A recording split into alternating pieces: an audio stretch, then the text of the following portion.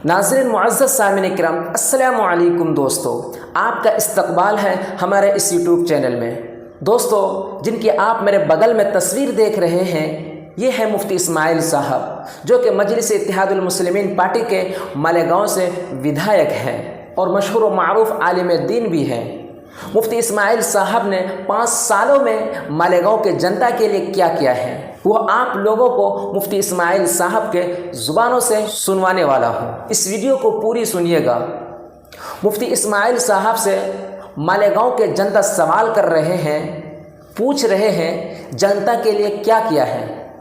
ये कौन पूछ रहे हैं, ये कौन सवाल कर रहे हैं? ये वो लोग पूछ रहे हैं, ये वो लोग सवाल कर रहे हैं जो मुफ्ती इस्माइल साहब के विरोध में हैं, जो मुफ्ती इस्माइल साहब के ख़िलाफ़ हैं, जो मुफ्ती इस्माइल साहब के ख़िलाफ़ में बयानबाजी करते हैं। ये वो लोग सवाल कर रहे हैं और मुफ्ती इस्माइल साहब ने दिखा दिया कि मैंने 5 साल के अंदर जनता के लिए क्या किया है और गिनवा भी दिया, मैंने ये किया है। ये सब के सब रिपोर्टर को दिखा दिया कि देखो मैंने 5 साल के अंदर मालेगांव के जनता के लिए क्या किया है। मैं मालेगांव के जनता के लिए काम किया। मजलिस इत्तेहादुल मुस्लिमीन का रूल है कि कोई भी मैदान में जीत के आए वो हर हाल में काम कराते हैं। वजह यही है जो मजलिस को चाहते हैं। इसलिए तो अभी के नौजवानों में मजलिस इत्तेहादुल मुस्लिमीन के लिए प्यार भरा है। काम को देखते हुए फिर मालेगांव के जनता ने मुफ्ती इस्माइल साहब को जिताने का फैसला लिया है। मुफ्ती इस्माइल साहब ने 5 सालों में क्या किया है, आइए उनकी ज़ुबानों से सुनते हैं क्या किया है मालेगांव के जनता के लिए। वीडियो को पूरी देखिए। मैं शुरू कर देता हूं अपने मोबाइल स्क्रीन पर। हम लोगों का सफ़र शुरू हो गया है और हम लोग कई सारे उम्मीदवार और जनता के विचार, साथ ही में और भी जो कुछ राजनीतिक मैदान में हलचल हो रही है वो लगातार आपके सामने लाने की कोशिश कर रहे हैं। और इसी सफ़र का आज एक बहुत ही ख़ास पल आज आपके सामने मैं लाने की कोशिश कर रहा हूँ। अभी हम लोग मौजूद है मालेगांव सेंट्रल में और अभी मेरे साथ यहाँ पर मौजूद है जनाब मुफ्ती इस्माइल कासमी साहब। आइए इनसे बात करते हैं और जानने की कोशिश करते हैं कि मजलिस का क्या मंशा है और किस एजेंडे पर चुनाव होने जा रहे हैं, और मालेगांव सेंट्रल को लेकर के मजलिस के या फिर मुफ्ती साहब के क्या कुछ ख्यालात हैं और क्या विज़न है, किस सेक्टर में काम करने की ज़रूरत है, ये सारी बातें होंगी। सर, सबसे पहले तो स्वागत है आपका और इसी सवाल के साथ शुरू करूँगा। अपोजिशन को लेकर के पहले बात कर लेते हैं। सर, अपोजिशन की तरफ से आप पर कई सारे इल्ज़ामात साधे गए हैं और बड़े बड़े मंच से साधे गए हैं। उसमें से सबसे ज़्यादा जो बार बार बात कही गई है वो यही कही है कि जब जनता ने मुफ्ती साहब को मौका दिया था तब उन्होंने काम नहीं किया है। तो इस पर आपका क्या कहना है? सर, क्या है, मुखालिफिन तो हमेशा इल्ज़ाम लगाएंगे जी। सच्ची बात पब्लिक आपको बताएगी। आज पूरे शहर के अंदर हमने जो काम किया है, अपोजिशन में रहते हुए, फ़िरका परस्त पार्टी की सरकार है, हमने एक एमएलए होने की हैसियत से जो बड़े बड़े काम होते हैं उन कामों में से हमने 4 बड़े काम किए। एक तो बाईपास के लिए 165 करोड़ रुपया हमने मंजूर करवाया है, जिसमें फ्लाईओवर, सर्विस रोड, अंडरपास रास्ते बनेंगे। 165 करोड़ रुपया मंजूर हुआ है। हमने पब्लिक की हित में एक 100 बेड का हॉस्पिटल मंजूर करवाया है। 75 करोड़ 99 लाख 51,259 रुपये उसका एस्टीमेट और बजट है। ये जहाँ सिविल हॉस्पिटल है उसके सामने गार्डन है, ऑक्सीजन प्लांट है, वहीं पर 6 मंजिला इमारत तामीर होगी। और मालेगांव में जो फ़िल्टर प्लांट है, मरहुमा आयशा हकीम जो यहाँ की एमएलए रहीं, उन्होंने किसी ज़माने में मंजूर करवाया था और वो फ़िल्टर प्लांट चल रहा है। जो पाइपलाइन डाली गई थी वो तकरीबन 40 साल पुरानी है और वो सड़ गई। उसकी वजह से पानी लीक होता है, ज़ाय होता है। हमने उसके लिए मुसलसल कोशिश की और 149 करोड़ रुपए 149 करोड़ रुपए हमने मंजूर करवाए, जिसमें 19.32 किलोमीटर पाइपलाइन डाली जाएगी। पहले 2 फीटी थी, अब 3 फीटी पाइपलाइन डाली जा रही है। उसमें पानी की 5 टांकियाँ बनेंगी और पूरे शहर में गलियों में, कच्चे इलाकों में जहां पानी की पाइपलाइन नहीं है वहां पीने की पानी की पाइपलाइन डाली जाएगी। चौथा काम हमने जो मंजूर करवाया वो यहाँ बाग़ महमूद में जाने के लिए एक ब्रिज था। इन इलाके के लोगों का बहुत पुराना मुतालबा था और वो मुतालबे को ले कर के लोग बहुत परेशान थे। हमने उसके लिए 5,76,00,000 रुपया मंजूर करवाया। एक MLA होने की हैसियत से जो हमारा काम है वो हमने किया, लेकिन जो मुखालिफिन कारपोरेशन में बरसरे इक़्तिदार रहे, 7.5 साल तक एक ही घर का मेयर रहा, उन्होंने मालेगांव में जो बुनियादी सहूलियात हैं, रोड है, गटर है, रास्ते हैं, पीने के पानी के लिए पाइपलाइन है, पानी की टांकियां हैं, हेल्थ के लिए हॉस्पिटल है, ये सब उन्होंने किया नहीं।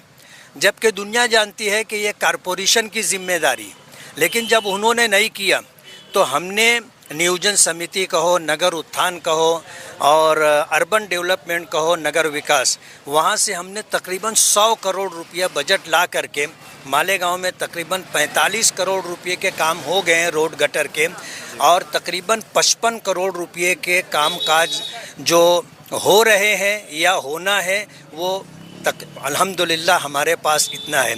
तो हमने काम तो किया है। मुखालिफिन जिस दिन हमें मान लेंगे उस दिन हथियार डाल देंगे। आज उनको जो है अगर मैदान में रहना है तो मुखालफत तो करनी पड़ेगी, और सियासत में मुखालफत की बुनियाद पर ही आदमी ज़िंदा रहता है।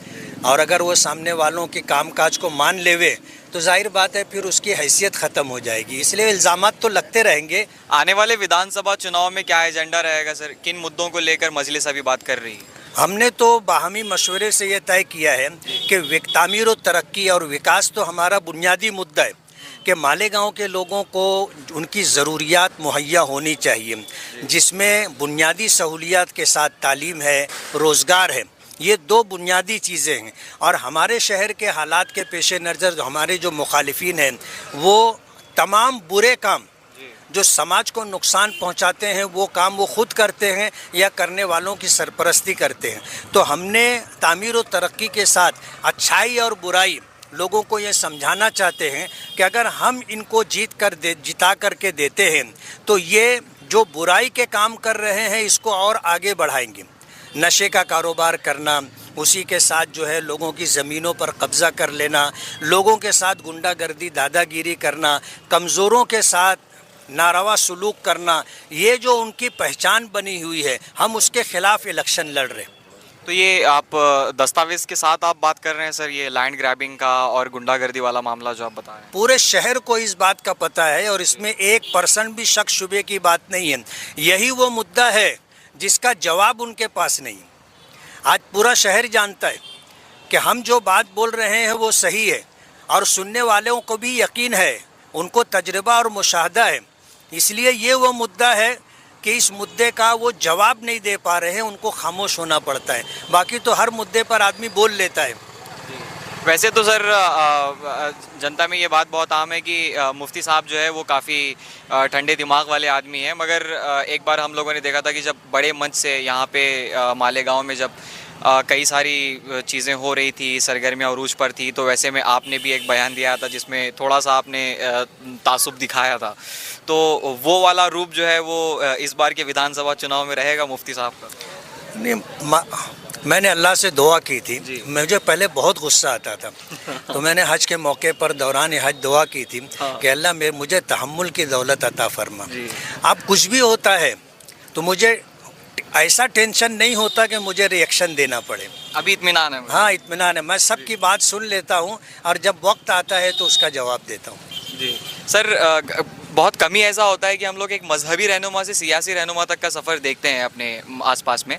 तो आपका ये सफ़र कैसा रहा है और क्या सियासत इबादत का हिस्सा मानेंगे आप? मैं पहले दिन से जिस वक्त सियासत में आया तो बहुत सोच समझ करके मशवरे के बाद आया, और सियासत में आने के बाद हमने ऐलान किया था कि हमने कश्ती से दरिया पार किया है और कश्ती जला दी है।